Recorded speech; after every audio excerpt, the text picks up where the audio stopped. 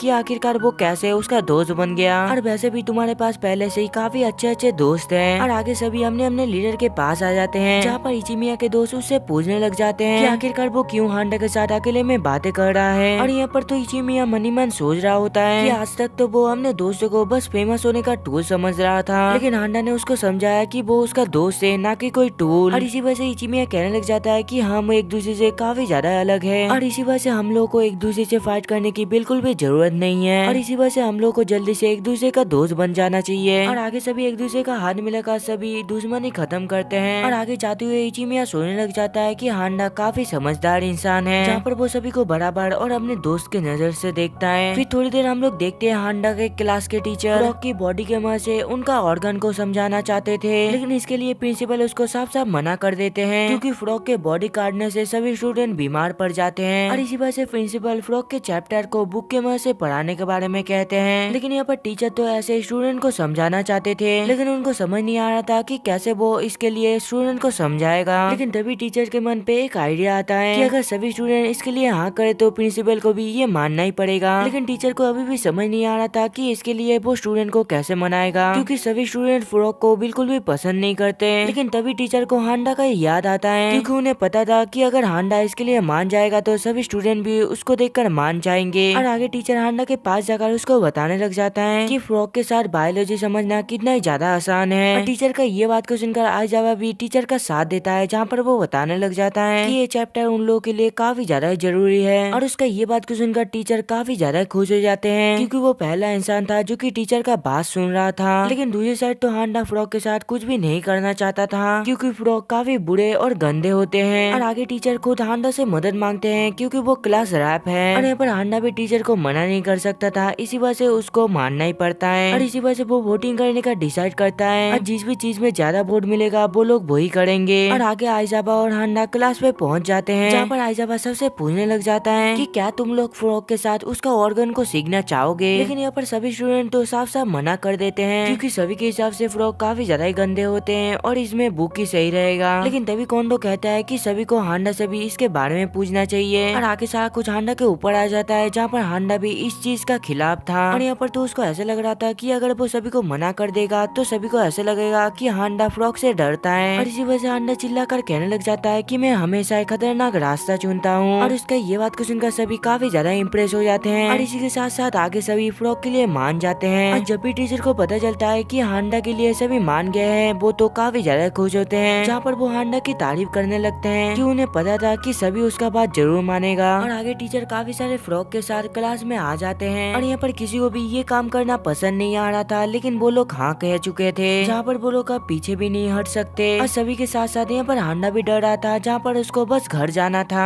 और आगे टीचर सभी को एक एक फ्रॉक देते हैं और उसको काट के उसका अंदर का ऑर्गन को देखने के लिए कहते हैं। और आगे टीचर सबसे बड़ा वाला फ्रॉक हांडा को देते हैं, क्योंकि उसके वजह से ये सारा कुछ हो पा रहा था। लेकिन दूसरी साइड तो हांडा फ्रॉक को देखकर काफी ज्यादा डर रहा होता है, और तभी वो कांच के जार से फ्रॉक बाहर निकलने लग जाता है, जिस वजह से वो काफी ज्यादा डर जाता है। और इस चक्कर में उसका हाथ से जार छूट कर अकाने के सर पर लग जाता है। और देखते देखते सभी का फ्रॉक भागने लगते हैं, जिस वजह से सभी तो काफी ज्यादा डर जाते हैं। लेकिन तभी वो लोग देखते हैं कि हांडा हिल नहीं रहा है, और तभी यहाँ पर एक फ्रॉक आ जाता है, जो देखकर सभी को ऐसा लगने लगता है कि वो फ्रॉक ने हांडा को अपने बस में कर लिया है। जहाँ पर हांडा कहने लग जाता है कि मुझे घर जाना है, और यहाँ का सभी के सभी इंसान काफी ज्यादा बुरे हैं, जहाँ पर वो लोग सभी जानवर की जिंदगी के बारे में बिल्कुल भी नहीं समझते। और यहाँ पर सभी को ऐसा लग रहा था कि वो फ्रॉक हांडा के बॉडी की मदद से कह रहा है। और तभी अकाने कहने लग जाता है कि हमें वो फ्रॉक की बात मानना चाहिए और उन लोगों को नहीं मारना चाहिए, क्योंकि उन सभी को भी जीने का हक है। और आगे वो ये भी कहने लग जाता है कि हांडा ने अपने बॉडी को वो फ्रॉक के कंट्रोल में इसलिए आने दिया, जिससे कि उन लोगों को पता चल पाए कि वो लोग कितना ज्यादा गलत कर रहे थे। और आगे सभी हांडा को नस रूम पर छोड़ने के बाद सभी नदी के पास आ जाते हैं, जहाँ पर आइजावा सभी फ्रॉक को छोड़ देता है। और इसी वजह से सभी काफी ज्यादा खुश थे, और दूसरी साइड टीचर को भी समझ आ गया था कि बुक के मदद से बायोलॉजी समझाना चाहिए। और आगे सभी हांडा को थैंक्स कहते हैं, क्योंकि उसके वजह से सभी ने इतना कुछ सीखा। फिर अगले दिन पे हम लोग आइजावा को देखते हैं, जो कि हांडा को फॉलो कर रहा होता है, जिससे कि वो उसके बारे में और भी ज्यादा जान पाए। और इसी वजह से हांडा जल्दी जल्दी करके वहाँ से भागने लगता है। और आगे हांडा के सभी दोस्त एक साथ मिलते हैं, जहाँ पर सभी डिस्कस करने लगते हैं आखिरकार क्यों अचानक से हांडा इस तरीके से भागने लग गया था। और इसी वजह से सभी सोचने लगते हैं कि जरूर कोई हांडा का पीछा कर रहा था, इसी वजह से वो इस तरीके से भागने लग गया। और इसी वजह से सभी काफी ज्यादा गुस्सा हो जाते हैं, क्योंकि एक पर्सन के वजह से वो शांति से घर भी नहीं जा पा रहा था। लेकिन यहाँ पर कोंडो को पता था कि वही चारों है, जिसके वजह से हांडा को इस तरीके से भागना पड़ गया। और अगले दिन पे वो बंदे का पीछा करने के लिए सभी अपने अपने जगह पर रेडी होते हैं, जिसके वजह से उन लोग को पता चल सके आखिरकार हांडा का पीछा कौन कर रहा है। और यहाँ पर आइजाबा और कोंडो तो हांडा के पीछे चल रहे होते हैं, और इसी वजह से आइजाबा को काफी ज्यादा अजीब लग रहा था। और इसी वजह से हांडा काफी तेज भागने लग जाता है। लेकिन आपकी बार आइजाबा के पास इसके लिए भी प्लान था, और तभी अचानक से हांडा के पीछे हिगाशिनो पड़ जाता है, जिससे कि वो उसको खो ना दे। और आगे हांडा काफी जल्दी से भागते हुए एक गली में मुड़ जाता है, और यहाँ पर हिगाशिनो तो जल्दी गली पे नहीं मुड़ पाता। और इसी वजह से हांडा काफी आसानी से उसके पास से निकल जाता है। और आगे हांडा सोचने लग जाता है कि आखिरकार सभी आज उसका पीछा क्यों कर रहा है। और इसी के साथ आज उसको कावाफूजी से मिलने भी जाना था। और यहाँ पर दूसरी साइड हांडा का पीछा करने के चक्कर में अकाने और रियो एक घर के अंदर आ जाते हैं और वहाँ पर एक डॉग भी था जो कि उन दोनों को काफी बुरी तरीके से काटता है। और तभी हांडा एक दीवार पे चढ़कर दूसरी साइड जाने की कोशिश करता है और जब भी हांडा उसके ऊपर चढ़ता है वो देखता है कि उसके सामने सभी खड़े थे और इसी वजह से हांडा काफी ज्यादा गुस्सा हो जाता है क्योंकि उन लोगों की वजह से वो आज कावाफूजी से मिलने के लिए नहीं जा पा रहा था। और इसी वजह से वो उन लोगों से चिल्लाते हुए कहता है कि तुम लोगों की वजह से मैं अपने दोस्त से मिलने के लिए नहीं जा पा रहा हूँ और इसी वजह से उसको बार बार भागना पड़ रहा है और इसी वजह से कभी भी तुम लोग मेरा पीछा मत करना। ये कहकर वो वहाँ से चला जाता है और उसका ये बात को सुनकर कोंडो सोचने लग जाता है कि ये पहली बार है जब हांडा ने अपने मन के फीलिंग अपने दोस्तों को बताया, लेकिन यहाँ पर तो उसको समझ नहीं आ रहा था कि आखिरकार उसका बात का सभी का क्या असर होने वाला है। और तभी आजाबा कहने लग जाता है कि आज पहली बार हांडा ने उसका पीछा किया हुआ बंदे को डराने के लिए आज वो उससे इतना कुछ कहा और इसी के साथ सभी काफी ज्यादा खुश होते हैं क्योंकि हांडा को इतना ज्यादा गुस्से में देखने के बाद कोई भी उसका पीछा नहीं करेगा। लेकिन दूसरी साइड तो कोंडो ये सोच रहा होता है कि सभी ने हांडा का बातों का गलत मतलब निकाल लिया है और हांडा ने खुद उन सब से ये सारा कुछ कहा था ना कि कोई और से। और आगे हांडा वो कैफे पर पहुंच ही जाता है जहाँ पर वो कावाफूजी से मिलने वाला था और यहाँ पर हांडा कावाफूजी को सारा कुछ बताने लग जाता है कि आज उसके साथ क्या क्या हुआ, जिस पर कावाफूजी कहने लग जाता है कि ये तो अच्छा बात है कि कोई भी तुम्हारा पीछा नहीं करेगा। और अगले दिन पे हम लोग देखते हैं कि कोंडो को अपने डेस्क पे एक लव लेटर मिलता है और इसके साथ वो लड़की ने कोंडो को क्लास के बाद स्कूल के पीछे मिलने के लिए कहा था और इसी वजह से कोंडो तो काफी ज्यादा हैरान हो जाता है क्योंकि उसके जैसे एक एवरेज लड़के को आखिरकार कोई लड़की उसको कैसे लव लेटर दे सकता है। और आगे कोंडो इसके बारे में अपने दोस्तों को भी बताता है, जिस पर आजाबा उससे कहने लग जाता है कि तुमको जरूर जाना चाहिए क्योंकि हर लड़की उसके जैसे लड़के को पसंद नहीं करते। और इसी वजह से कोंडो भी समझ जाता है कि हांडा के दोस्तों के साथ घूमने के वजह से वो भी स्कूल में काफी ज्यादा पॉपुलर हो गया है और इसी वजह से कोंडो भी काफी ज्यादा खुश था कि वो दूसरों की तरह काफी ज्यादा पॉपुलर हो रहा है। और आगे कोंडो जब भी वो लड़की से मिलता है वो लड़की उससे कहती है कि तुम हांडा का फैन बनने का लायक नहीं हो, इसी वजह से तुमको हांडा के फैन के साथ घूमना छोड़ देना चाहिए। और इसी वजह से कोंडो अपने मन ही मन टूट जाता है और आगे वो अपने दोस्तों को छोड़कर वहाँ से भाग जाता है। और आगे कोंडो भागते हुए काफी दूर आ जाता है जहाँ पर वो अपने मन में कहने लग जाता है कि आखिरकार उसको कैसे विश्वास हो गया था कि उसके जैसे कोई लड़के को भी कोई लड़की पसंद कर सकता है। और आगे हांडा कोंडो से टकरा जाता है जहाँ पर कोंडो देखता है कि हांडा के हाथ में एक फ्लावर है और इसी वजह से कोंडो उससे पूछता है आखिरकार तुम ये फ्लावर का क्या करोगे, जिस पर हांडा भी कुछ भी जवाब नहीं दे पाता और आगे वो दोनों वहाँ से जाने लगते हैं। और यहाँ पर हांडा से मिलकर कोंडो तो काफी अच्छा फील करने लग जाता है और यहाँ पर कोंडो को ढूंढते हुए उसके दोस्त भी आ जाते हैं और यहाँ पर जो कुछ भी हुआ सभी उसको इसके बारे में चिंता करने के लिए मना करते हैं। और आगे हम लोग को पता चलता है कि कल्चरल फेस्टिवल जल्दी आने वाला है और इसी वजह से सभी क्लासें तैयारी में लग जाते हैं और वहाँ पर स्टूडेंट काउंसिल की प्रेसिडेंट इस साल के फेस्टिवल का नाम को बदलकर हांडा फेस्टिवल रख देती है और इसी वजह से हांडा को छोड़कर सभी काफी ज्यादा खुश होते हैं। और आगे सभी डिस्कस करने लगते हैं कि इस साल के फेस्टिवल पे उन लोगों को आखिरकार क्या करना चाहिए जिससे कि उन्हीं के क्लास इस साल का वोट जीते। और आगे काफी बड़ी बातचीत के बाद वो सभी 3 आइडिया पर आते हैं जिसमें कि कैलीग्राफी, मेड कैफे और ड्रामा था। और आगे हांडा को तीनों में से एक चुनने के लिए बुलाया जाता है और यहाँ पर हांडा को तो कैलीग्राफी चाहिए था लेकिन बाकी सभी को ये पसंद नहीं आता और इसी वजह से वो ये चीज बोल नहीं सकता था। और तभी हांडा को याद आता है कि आज उससे मिलने के लिए कावाफूजी एक कैफे में आने वाला है और यहाँ पर हांडा कावाफूजी को दोबारा कैफे में इंतजार नहीं करवाना चाहता था और इसी वजह से तभी गलती से हांडा का मुंह से कैफे निकल जाता है और ये सुनकर सभी समझ जाते हैं कि हांडा मेड कैफे के लिए कह रहा है और ये सारा कुछ तो हांडा नहीं चाहता था और अभी हांडा उन सभी को समझा भी नहीं पाएगा। और इसी वजह से हांडा जल्दी से टॉयलेट का बहाना बनाकर वहाँ से भाग जाता है और इसी वजह से सभी को समझ नहीं आ रहा था कि आखिरकार उन्हें अब क्या करना चाहिए। और तभी आजाबा कहने लग जाता है कि मैं समझ चुका हूँ आखिरकार हांडा क्या कहना चाहता है। और दूसरी साइड हांडा एक जगह पर बैठा ही होता है तभी उसके सामने टेनोसाबा आ जाती है जहाँ पर वो उससे पूछने लग जाती है क्या तुम्हारे क्लास ने डिसाइड कर लिया है कि आखिरकार वो लोग फेस्टिवल पे क्या करने वाले हैं, जिस पर हांडा उसको बताता है कि वो लोग अभी तक डिसाइड तो नहीं किया है लेकिन सभी इसके ऊपर काम कर रहे हैं। और आगे टेनोसाबा हांडा से बातें करने लग जाती है लेकिन यहाँ पर तो हांडा उसका बस अजीब हेयर स्टाइल को ही देखे जा रहा था क्योंकि टेनोसाबा इस हेयर स्टाइल में काफी ज्यादा अजीब लग रहा था। और आगे टेनोसाबा उसे कहती है कि मुझे तुम्हारी मदद चाहिए इस फेस्टिवल का बोर्ड को डिजाइन करने के लिए क्योंकि यहाँ पर हांडा कैलीग्राफी में काफी ज्यादा अच्छा है और उसके लिए ये काम करना काफी ज्यादा आसान है। और इसका ये बात को सुनकर हांडा भी तुरंत हाँ कह देता है क्योंकि उसको ये काम करने में काफी ज्यादा मजा आने वाला है। और इसका ये बात को सुनकर टेनोसाबा जल्दी से उसके सामान को रेडी करने के लिए चली जाती है। और आगे जब भी हांडा क्लास पे जाता है वो देखता है वहाँ पर कोई भी नहीं है और सभी ने तो बोर्ड पे कैलीग्राफी को काट के रखे थे। और आगे आजाबा बताकर हांडा को बताता है कि क्लास के सभी लोगों ने डिसाइड किया है कि वो लोग ड्रामा के साथ साथ एक मेड कैफे भी खोलेंगे। और आगे वो ये भी बताता है कि सभी ने कैलीग्राफी को इसलिए काटा था क्योंकि सभी कैलीग्राफी में हांडा की तरह इतना अच्छा नहीं है। और अगले दिन पे हम लोग देखते हैं कि सभी अब हमने अपने काम पे लगा था, जहाँ पर हांडा बैठ के हमने बोट को तैयार कर रहा था। और आगे हांडा जब भी आइजावा से कुछ काम के बारे में पूछता है वो बताने लग जाता है कि तुमको कोई भी मदद करने का जरूरत नहीं है, हम लोग सारा कुछ संभाल लेंगे। और आगे हांडा एक जगह पर बैठकर सोचने लग जाता है कि सभी को ऐसा लगता होगा कि मैं ढंग से कोई भी काम नहीं कर पाता हूँ, और इसी वजह से आइजावा ने मुझसे ये सारा कुछ से दूर कर दिया। और आगे एक लड़की आकर हांडा को कुछ खाने के लिए देती है, जो खाते हुए हांडा अपने मन में कहने लग जाता है कि कभी कभी मुझे ऐसा लगता है कि सभी मुझसे काफी अच्छी तरीके से ट्रीट करते हैं। फिर रात का सीन दिखाया जाता है जहाँ पर सभी अपने अपने घर जा रहे होते हैं, और तभी हांडा के पीछे कुछ लड़के आ जाते हैं जो कि उससे बदला लेना चाहते थे, क्योंकि हांडा स्कूल में काफी ज्यादा फेमस था। इसी वजह से वो लोग फेमस नहीं हो पा रहे थे, और वो लोग अटैक करे इससे पहले वहाँ पर हांडा के दोस्त आ जाते हैं, और अगले दिन पे सभी को अपने अपने रोल दिए जाते हैं। और यहाँ पर अकाने और रेओ अपने रोल से बिल्कुल भी खुश नहीं थे, और आगे हांडा भी अपने रोल के बारे में पूछता है कि उसको आखिरकार क्या करना पड़ेगा, जिस पर आइजावा बताता है कि तुम्हारा रोल एक सीक्रेट है, और जब उसका कॉस्ट्यूम तैयार हो जाएगा तभी उसको उसके बारे में बताया जाएगा। और ये सारा कुछ सुनकर हांडा को लग रहा होता है कि जरूर कुछ न कुछ गड़बड़ है। और आगे हांडा ने जो बोर्ड बनाया था सभी वो बोर्ड को लगाने के लिए जा रहे थे, और ये सारा कुछ देखकर हांडा को भी काफी ज्यादा अच्छा लगता है। और आगे हांडा के जब भी सभी दोस्त वो बोर्ड को देखते हैं सभी काफी ज्यादा खुश होते हैं, लेकिन उस पर तो कहीं पर भी हांडा का नाम नहीं लिखा था, और इसी वजह से सभी को समझ नहीं आ रहा था कि ये बोर्ड हांडा ने बनाया है। और इसी वजह से वो लोग मिलकर हांडा का नाम ऊपर लिख देते हैं, और इसी वजह से हांडा तो काफी ज्यादा परेशान था। और अगले दिन पे फेस्टिवल स्टार्ट हो जाता है जहाँ पर सभी अपने अपने पसंदीदा काम कर रहे थे, और आगे काफूजी भी हांडा को देखने के लिए उनके कैफे भी जाता है। और तभी ड्रामा शुरू हो जाता है जहाँ पर वो रोमियो बनाता है और अकाने जूलियट, और उन्हें देखकर सभी लोगों को काफी ज्यादा मजा आ रहा था। लेकिन दूसरी साइड तो काफूजी को ये ड्रामा बिल्कुल भी अच्छा नहीं लग रहा था, और वो बस जानना चाहता था कि आखिरकार हांडा को कौन सा रोल मिला होगा। और आगे काफी देर की परफॉर्मेंस के बाद हांडा सामने आता है जिसको कि डिवाइन क्वीन बना दिया गया था, और यहाँ पर हांडा को भी ये सारा कुछ बिल्कुल भी पसंद नहीं आ रहा था। और यहाँ पर दूसरी साइड काफूजी को भी लगने लग जाता है कि आखिरकार सभी ने हांडा को कौन सा रोल दे दिया है। और आगे जब भी हांडा काफूजी को देखता है वो अपने मन में कहने लग जाता है मुझे अपने घर जाना है